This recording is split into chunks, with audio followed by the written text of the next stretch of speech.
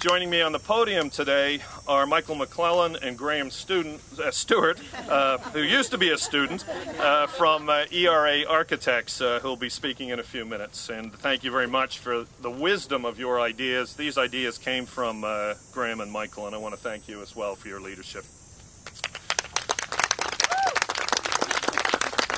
I'd also like to acknowledge Tracy Cato, who's in the front here, who's a resident of this community, who used to live in the building behind me and is very active on a number of community issues. Tracy, thanks for being here. And Rosalind Brown, who is representing the building's owner and has done a terrific job as a landlord in this community. Rosalind, thanks for being our partner on Tower Renewal. For residents like Tracy, and many Torontonians who live in decades-old concrete slab apartment buildings like these, Mayor's Tower Renewal is about an opportunity for real improvements in the quality of life of their home. For the owners of these buildings, it's a way to reduce their energy costs while renewing their properties. For all of us, it's a way that we can make Toronto more livable and prosperous with opportunity for every single Torontonian. The concept behind Mayor's Tower Renewal is really quite basic.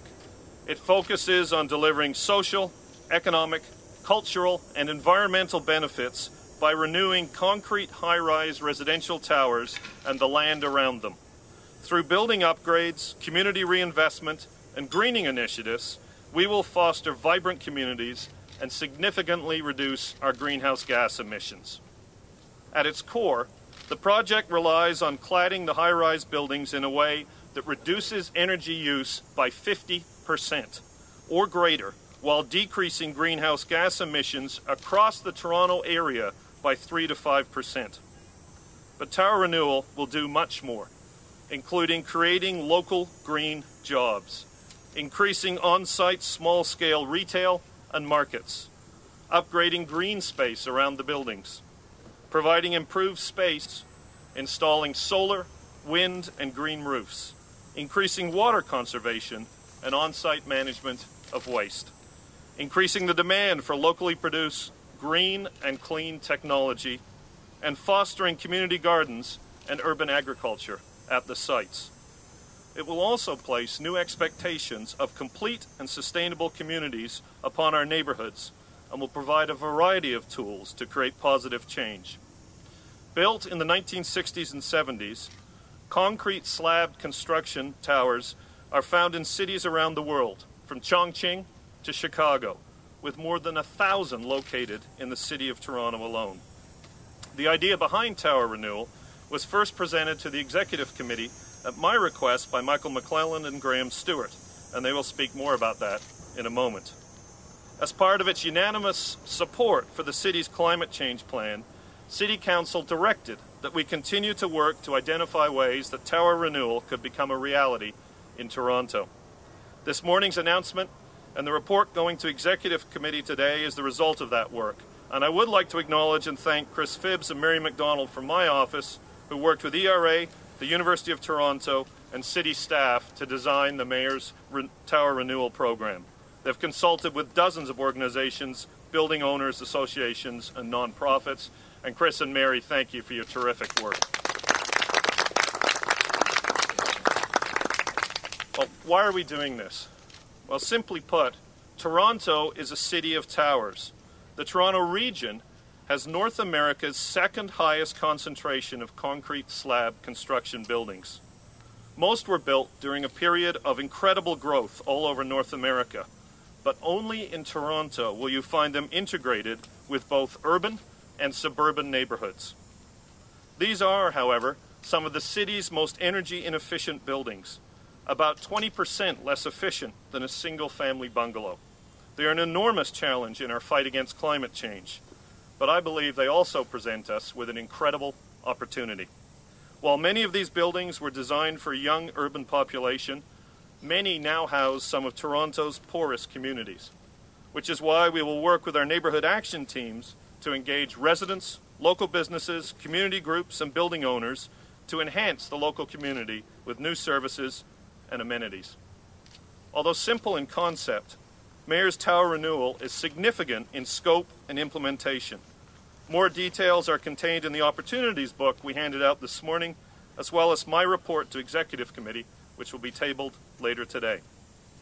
This morning, I'm very pleased to announce that we have secured 4 sites, one in each of the community council areas, to participate in the Mayor's Tower Renewal project.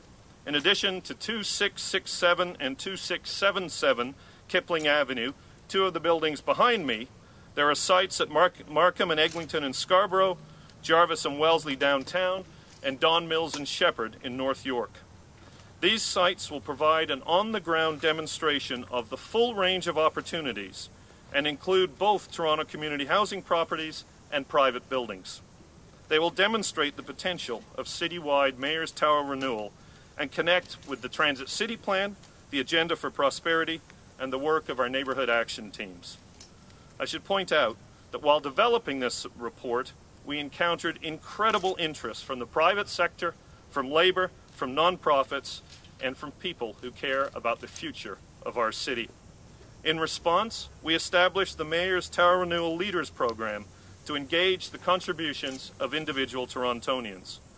Each Tower Renewal leader, like those here today, has committed to creating a tangible result on at least one of the 4 pilot sites in areas like renewable energy, job training, community engagement, or local food and agriculture.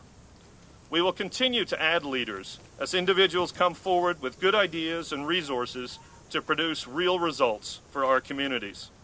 I'm very encouraged by the interest we've had so far and look forward to more partnerships in the future. To track our work, we've created a website at towerrenewal.ca.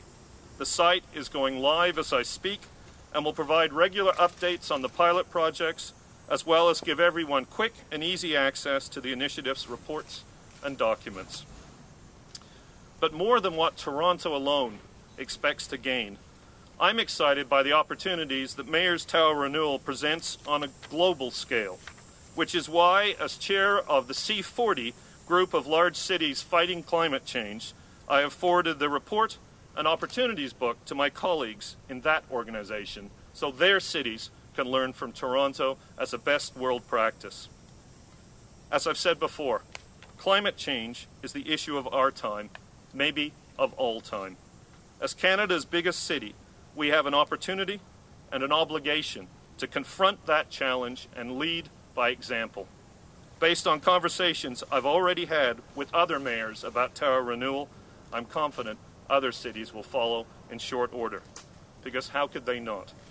Mayor's Tower Renewal offers an opportunity to do the right thing for the environment, the right thing for neighbourhoods, and the right thing for people. Thank you very much.